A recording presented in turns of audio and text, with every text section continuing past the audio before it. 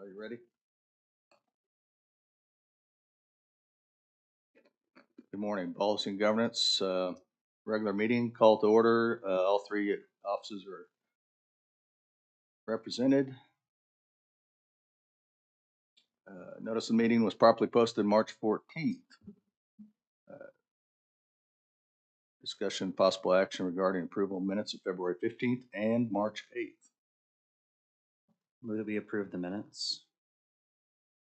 I have a motion and a second. All those in favor say aye. Aye. Item 2, it appears we have a discussion of possible action regarding selection of March 2022 BOCC Employees of the Month.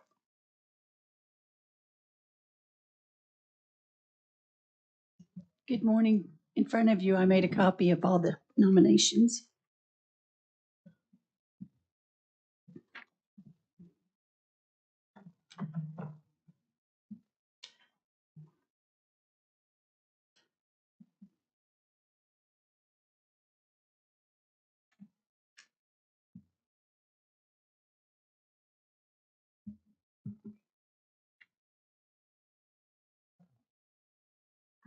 I'm basically amenable, however, y'all want to go.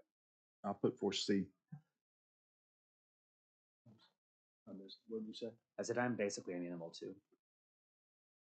Whatever. You like option C or C? C.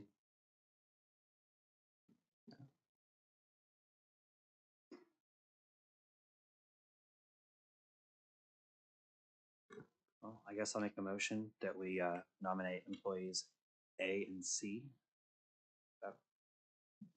A and C, I can go with that. Second.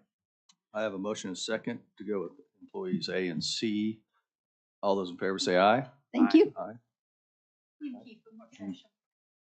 Karen, please move employee B to next month as well.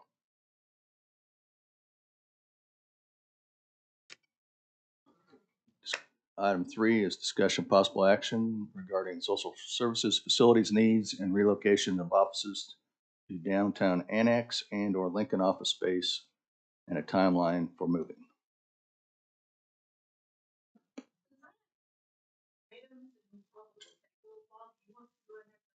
Can you come to the mic? I can't hear you. And B, the people online can't. I was just saying, since I have 2 items and mine will probably take a little bit, I was just asking if you wanted to go ahead with MIS and then do both of mine together. Oh, fair enough. We can do that. Item 4, IT, whether you're ready or not, you're up.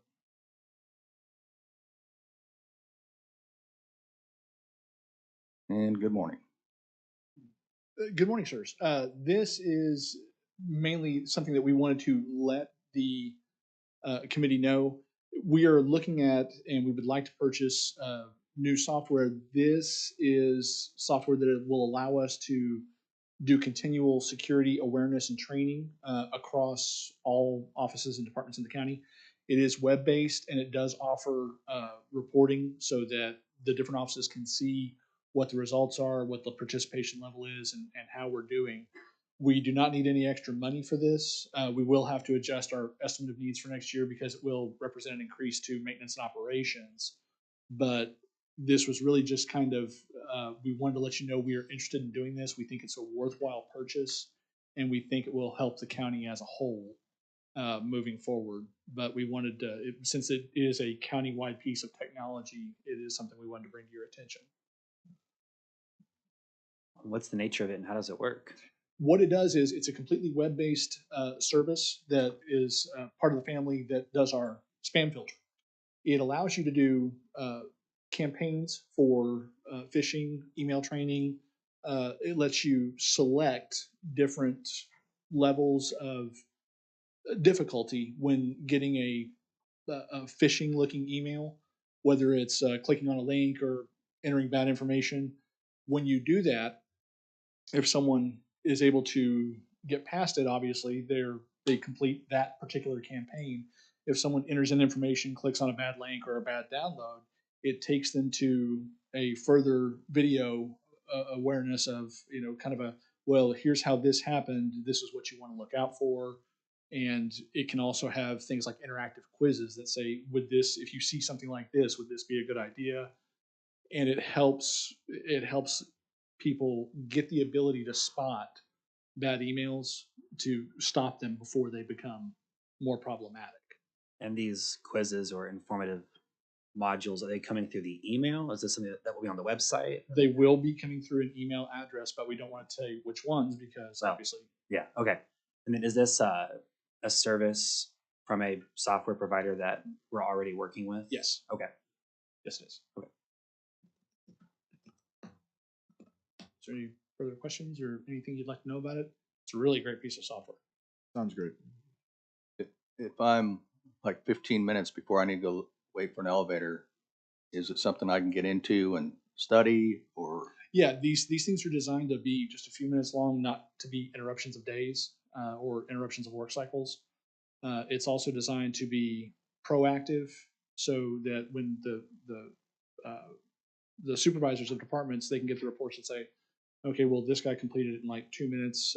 Maybe this person struggled. Maybe this person missed, and that can be reported back, so we can see where there's a disconnect. But it's not meant to take a lot of time, and it's not meant to be disruptive. It's also not something that you would send out to everybody in a department. It would be staggered at appropriate times, and it can be scheduled.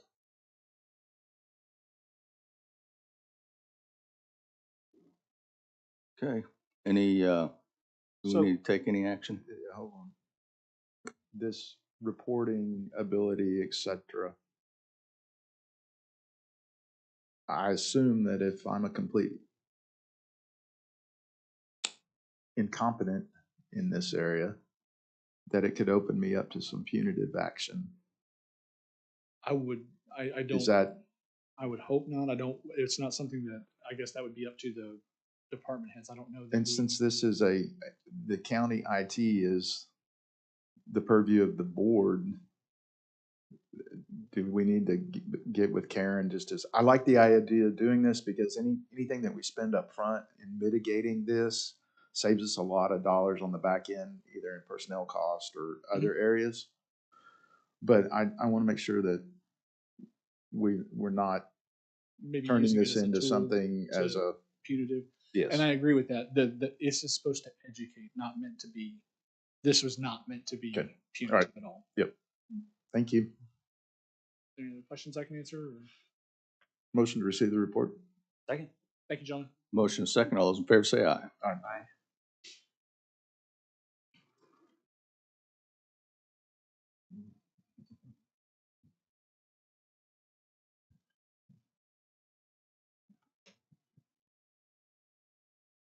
Items 3 and 5, we'll go with, if 5 helps you with, your program's policy and eligibilities. Okay, so we'll go 5 first then. I'll start with providing some of the information that you had asked for.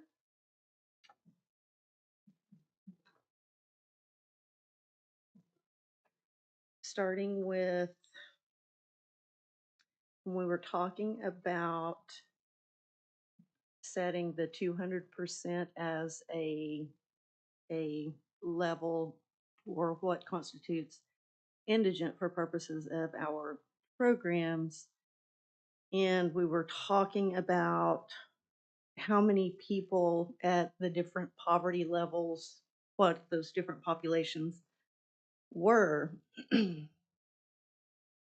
And there's no apples to apples for that, but I wanted to provide you with what I do have, and then it's just a sort of a matter of extrapolation.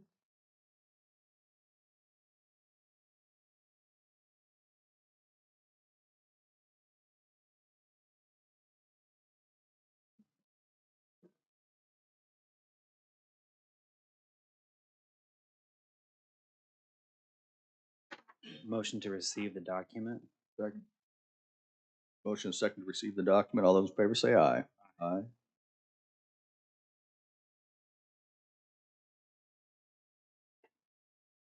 Again, it's not apples to apples.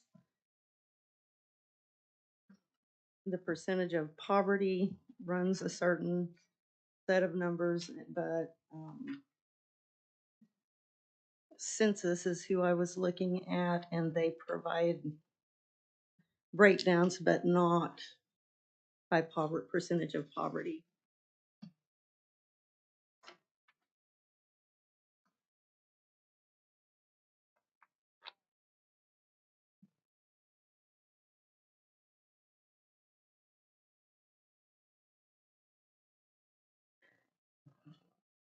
It's not,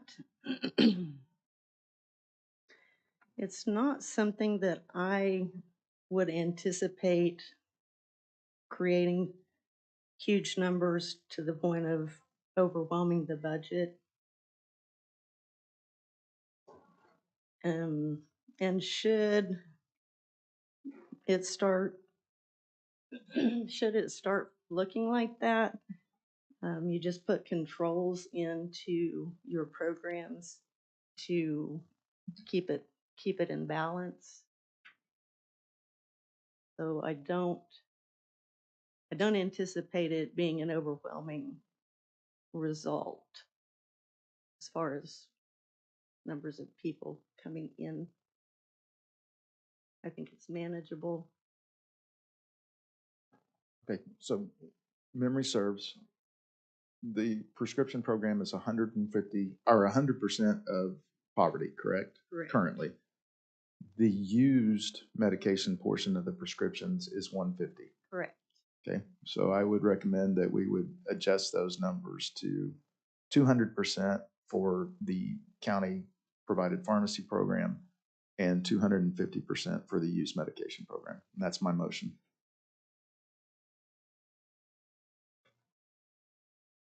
On your second page, you reference household total dollars adjusted. Under the previous, what did we have, where would we be at as far as households that we would cover, as far as like the 25,000 to 35,000? Is that where we would be at before? Or less than that? Okay, so it would be much less than that, what we've been doing previously. When you look at, and again, it's not apples to apples, but when you look at those ranges, 100% is very, very tight.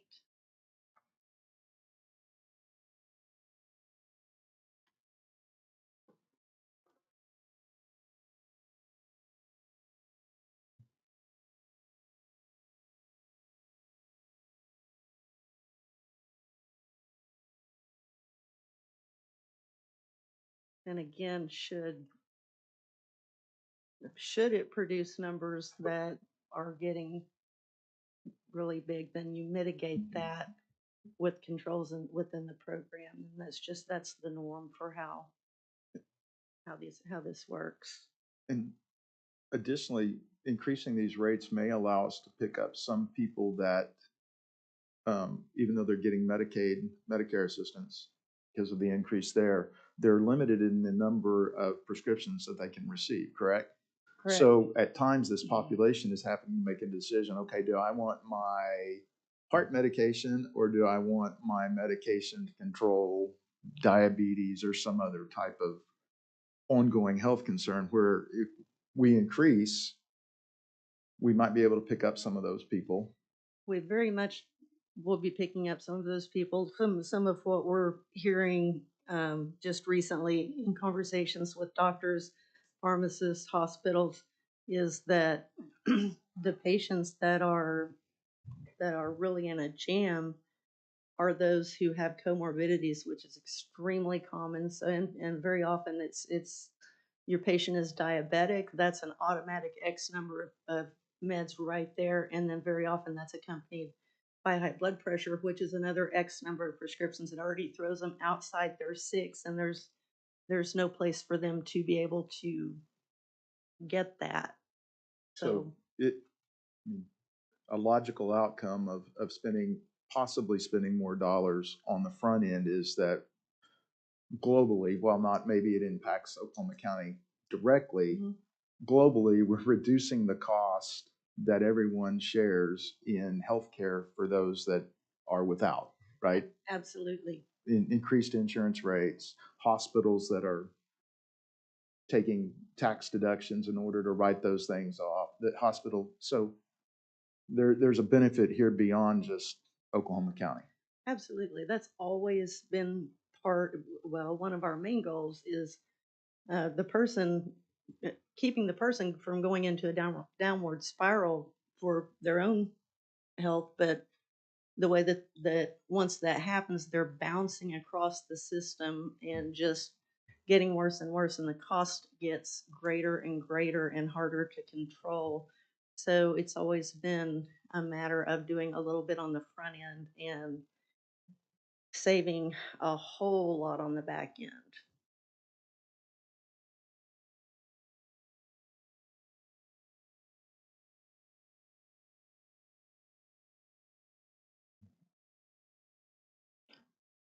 Joe, your motion, what was the numbers again? To increase the county-run program where the county is purchasing and distributing the meds from 100% of the poverty level to 200% of the poverty level, and to increase the county's use medication program from 150% eligibility to 250% eligibility. The the second category that Joe is referring to are meds that we do not purchase. They're meds that we get from nursing homes through a special program where the meds have been prescribed to a patient but then have not ever been put to use. Very often they're changed to another medicine. So there's a whole lot of medication in nursing homes that a law was passed several years ago that allows those to come to places like this so that it can be distributed to the low income. So those are not medications that cost us.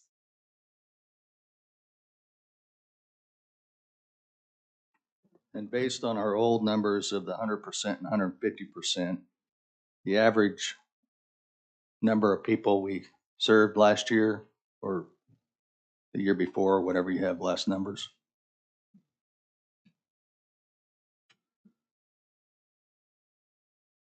So that's another part that I brought that you had requested.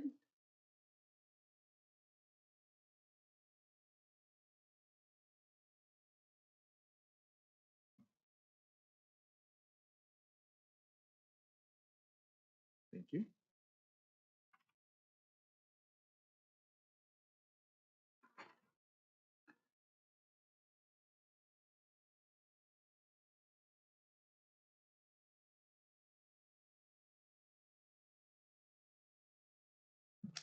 So this provides some historical data that shows what in the past our numbers would trend toward, and then you start seeing um, a drop, uh, mainly 18-19 is where you start to see it. Then we ran into COVID, and that really had a lot of people not going anywhere. So then that is now becoming less the case, but with the Medicaid expansion, but it's these things tying together, I guess, that create the um, opportunity for us to get to that group of people who historically are underserved, and just overlooked with programs. And we've always struggled with that in our program. This allows us to finally be able to help that population. They're one of the populations that bounce around a lot because they're a lot of times not served. So they're very prone to that downward spiral and bouncing around the hospital system.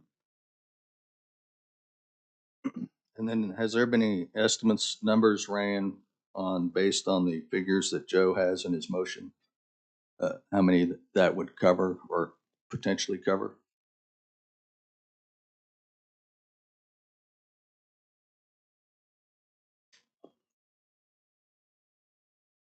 I don't, I don't know of a way to, I don't know of a way to do that. And like I said, I don't anticipate being completely overrun. And again, if that starts to occur, there are elements that you put into the program that mitigates that. But I can't give, I can't give you, I can't give you a number of what this would look like. I think we do it and we look for a year and see what it's looking like, how it's working, and then we see what we need to do from that point if we need to change something.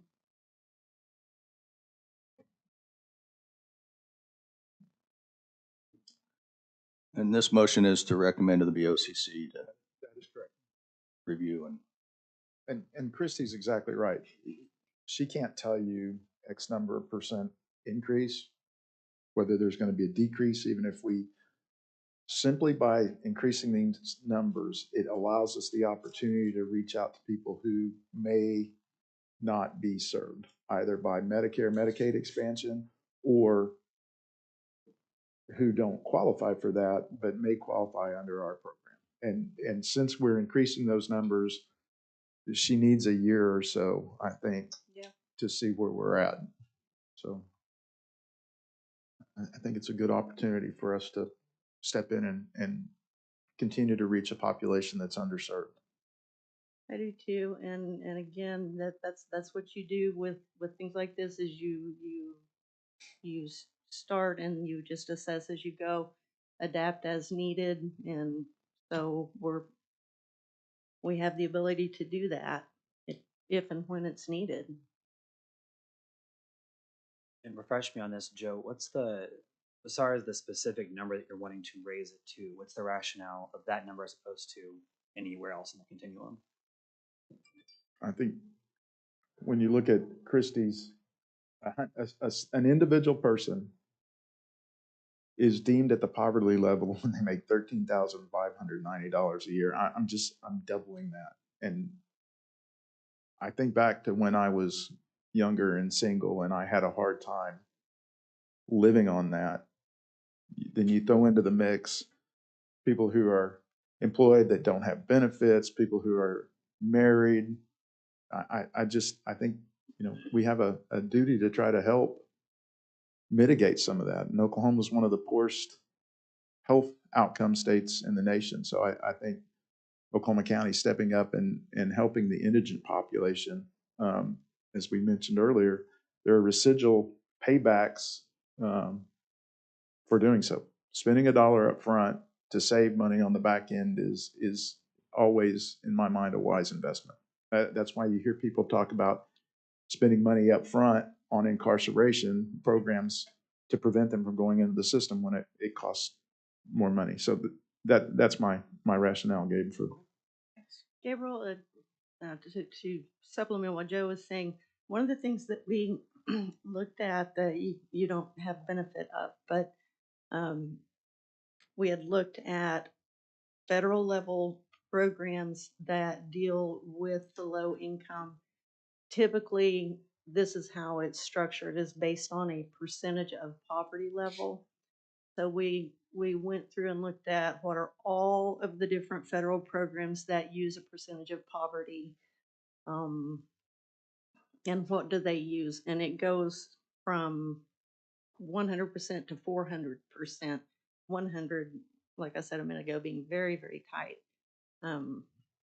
and 200 seems to be a very good and reasonable level to set that for the basic program, and then again the 250 just adds meds that we aren't purchasing anyway. But I just wanted you to know what we had looked at to kind of help arrive at that.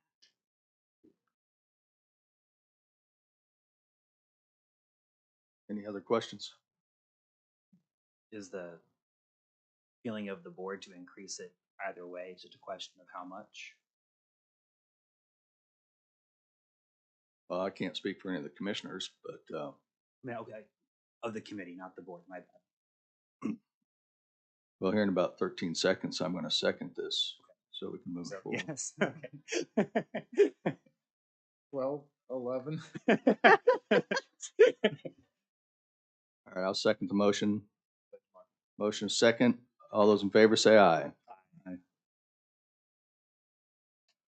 All right, go back up to 3 and speak of the needs to relocate. Mr. Chair, just one, if we could stay on 5 for just 1 second. All right, we're back to Christy, you're looking at other areas of your operation that may need some policy changes going forward as well. This is just one piece of your review of what you're doing. Is that That's correct? That's correct. Okay. All right. Thank you, Mark. And I have they're going to start to blend these two items with this next part of the discussion, but we are in the process of putting one of our staff people down here to help. We're thinking this coming week is when that's going to happen. Working with Grant Billingsley on that. And that puts us in a position to be able to work with people who come through this facility. Just knowing that we're going to have somebody in place here that for challenges or questions, need guidance, need to know what programs are out there, how to access them, or to access our own programs, and to work with Grant's clients in an effort to help them to stabilize. He's extremely excited about it, and has been wanting to do something like this for a really long time. So it fits together really well. So that's something we're doing. We've talked about needing a change in location, and we are requesting consideration of the Lincoln facility for that. We need a location that is in an area that's close to a lot of the people that we serve, that is easily accessible, and that allows for future changes and future growth. So with the person down here, and then if we are able to have space at Lincoln, and then fleshing all of that out is the discussion of the mobile unit that we've been having. The mobile unit is a very, very cost-effective way to let us be in more places, and going to because we know it's not feasible to have brick and mortar locations all over the county as much as we would like to. At least right now, that's not doable. A mobile unit lets us cover a lot of that ground. So I wanted to have some more kind of formal discussion, I guess, about that, and just make sure that that's something that would be supported. It's, like I said, it's both cost effective and it's impactful. And our aim would be for it not to be a standalone, but to combine it with other services and other providers, to where you're getting a person is getting more than just what we have available through our mobile unit. They're also connecting to mental health services and connecting to other programs that can help to stabilize them or to move them forward. And an employment piece is part of that as well. There's so much you can do with that. And I think it would be a really, really good way for us to take our services out there and be able to reach a lot more people. A lot of times what people need is information and knowledge, and just not knowing what's out there that they need or how to access it. And that's a lot of what we do with people is sort of help guide them to those things. We would be specifically doing food and clothing and laundry, and then the plan is connecting with showers, haircuts, and again, the different types of services, with mental health being a big part of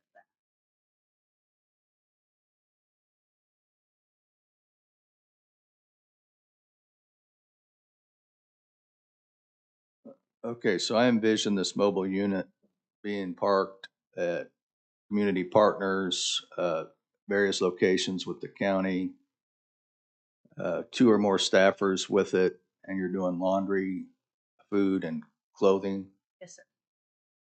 And do you envision them out 2 days a week, 3 days, 4 days a week?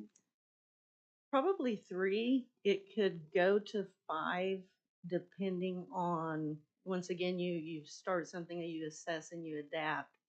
But it could, for starters, we're looking at 3, and then seeing where it goes from there.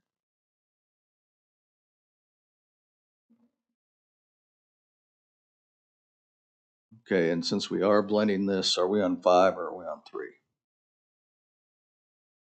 Yes. With that Maybe note, maybe the mobile unit is 3, is 5. Maybe the mobile unit is under 5. I guess in our last meeting, there was some reference and discussion on if you purchase this within this year's budget, or if you also had it in your estimate of needs. So what we did not put it in the estimate of needs pending discussion with you guys. Because of what's happened with the pharmacy specifically over the course of this year, we have those funds available to take care of that out of this year's budget.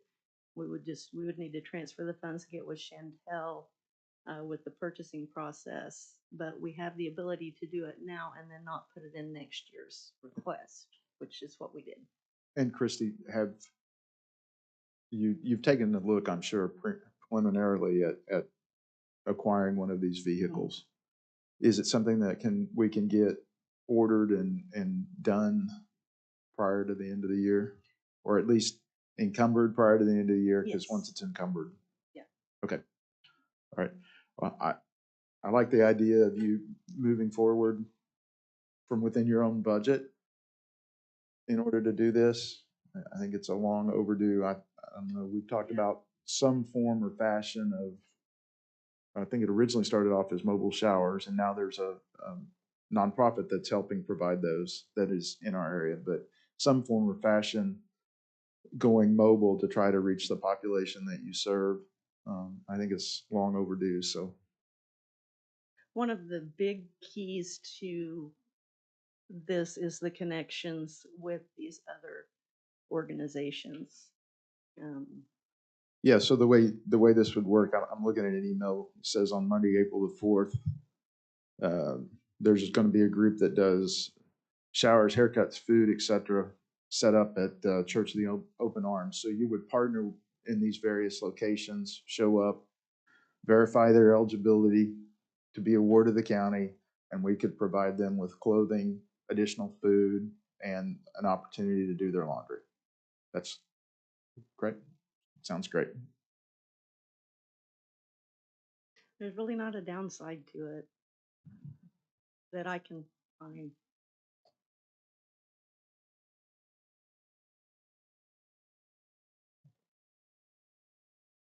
So I guess you need to transfer from operations to capital. Is that right?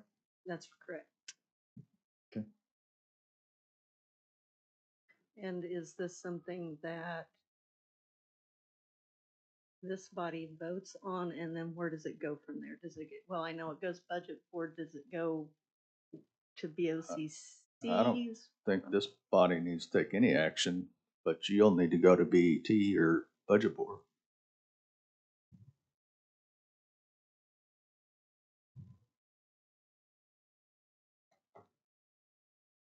Okay. And then, are we on 3? I think we're still on 5. I think we're ready to go to 3 unless. Oh, there's- no more program changes at this point? Okay, with that being said, we'll go to item 3, and needs and relocation of offices. You referenced Lincoln, so with the footprint available at Lincoln between offices and cages out there, would there be any need for offices in addition to where there'll be one with Grant's group?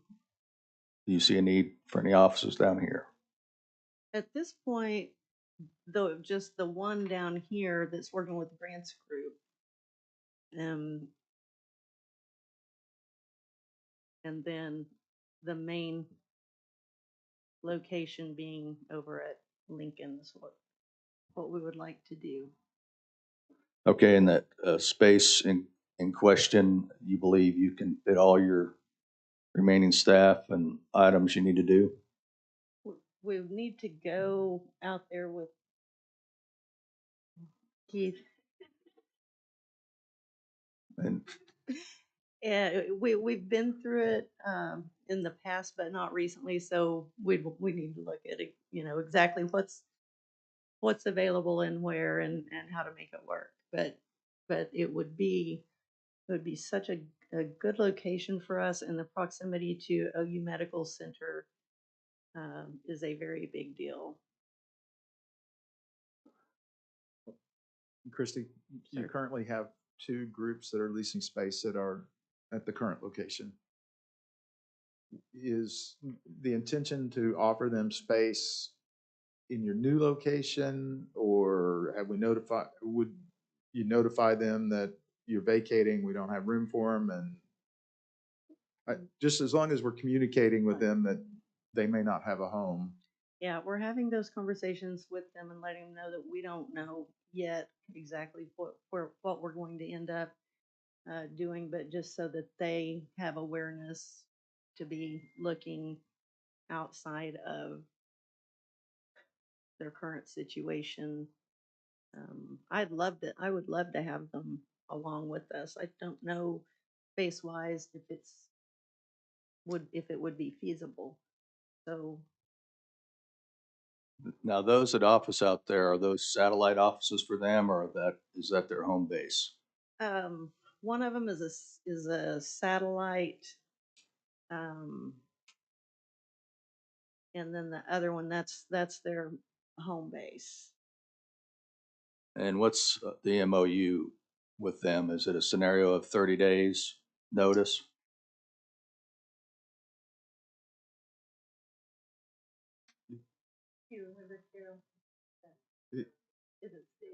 If you make this move at the end of the FY, the lease expires at the FY. So what is your timetable in terms of, it sounds like Mr. Monroe might have to do some build out, et cetera. So what we would do if going into the next fiscal year would be more of some month to month language, or with however many days of notice, but we would build into it a more month to month.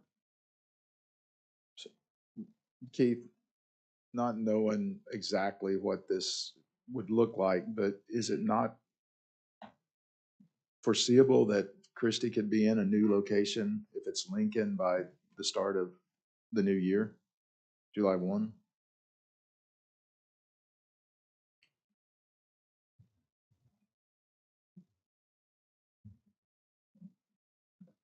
Depends on the particulars, depends on the dollar amount required to build out what she needs and going through the purchasing process to accomplish that. But it's hypothetically within the scope of possibility. Yes. And so, as you're looking at this move sometime in the next FY, it needs to be part of the conversation with the BET as we're building the next year's budget, because you'll be paying rent. That's a PBA property, Correct. so. And then we would be the funds, the funds that are spent occupying our current facility can help with that. It was hard to know exactly the best way to build our estimate for this coming year. But yes, rent, we did realize that rent would be a part of Yeah. that.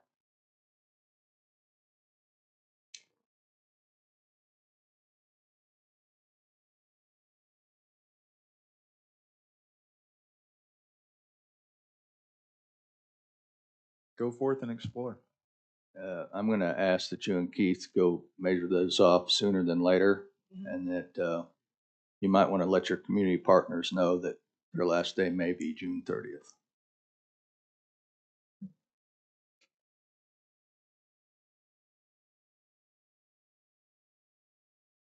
Motion to receive the report. Second, Motion is second. All those in favor say aye. Aye. Thank you all. do you think we could temporarily reopen item 5 or to receive this document, or is it final item 3 as well? We never received this one. Oh, the second document? Yes. Motion to reopen item 5. Second, Motion is second to reopen item 5. All those in favor say aye. Aye. motion to receive the second handout. Second, the second handout? Motion is second to receive the document. All those in favor say aye. Aye. Any other items under item 5 while we're open? Seeing none. Citizens wishing to, seeing none. Board comments, D1. Yeah, thank you, Michael. We had an opportunity this morning to meet with the folks from Accenture, and I think every office has had the opportunity or will shortly have the opportunity to do so. And in our meeting with them, we mentioned the fact that we have a report coming up and that the county needs to make a determination regarding the lost revenue. So that's probably going to necessitate some special meetings, both of this group and of the board, in order to meet that deadline. So just forecasting that. That's it. No comments? Any items? Okay. Thank you. Any new business to come before this board? Seeing none. Entertain a motion to adjourn. So moved. Second. Motion is second to adjourn. All those in favor say aye. Aye.